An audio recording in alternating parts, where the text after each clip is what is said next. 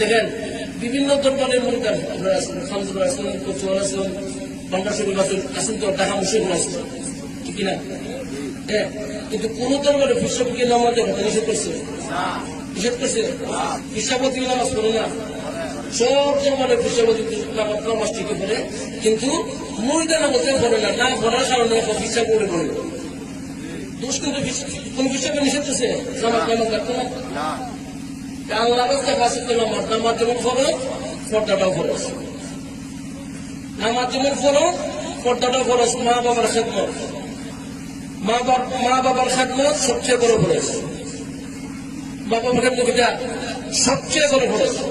মা বাবার সঙ্গে যদি প্রিয় হন, যত সুন্নি দাবি হওয়ার, যত নামাজ পড়েন, যত রোজা রাখুন, যত হিসাব করুন, যত হিসাবে বুঝে থাকুন, আর যতবার হজ করেন, খুদার কসম কিচ্ছুই আল্লাহ কবুল করবেন।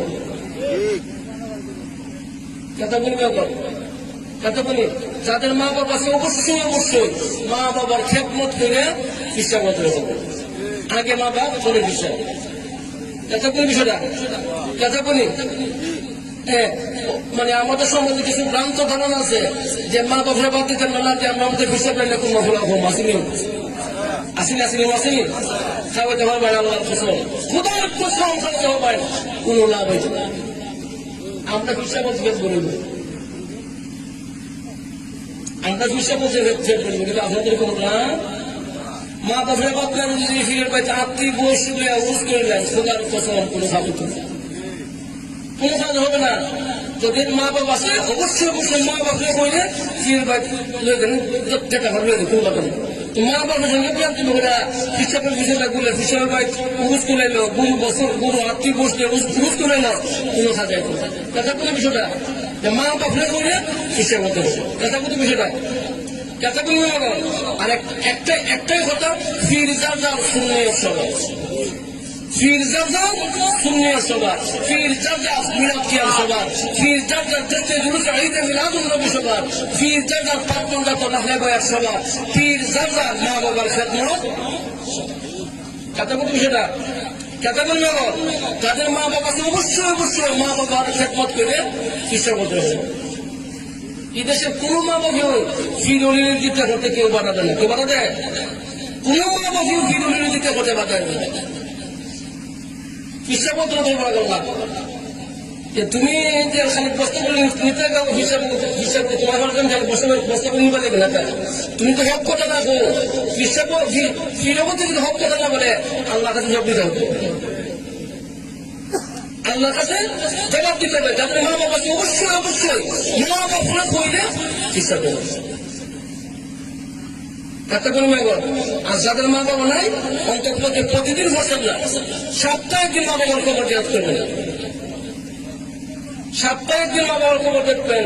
মানে 3 মাস 6 মাস পাচ্ছেন না, বছরে পর্যন্ত থেকে মা বাবার নামে কিছু পড়াশোনা করাইয়া চেষ্টা করবেন নিজের ব্যবহার, নিজে পাচ্ছেন না শুনলি আলেম ইমানদার আলেমের ব্যবহার হবে। আর কিছু গরিব মিস্ত্রি দেখা হবে, তারা করবেন গরিব মিসকিন দেখা হবে। কথা কত বিষয়টা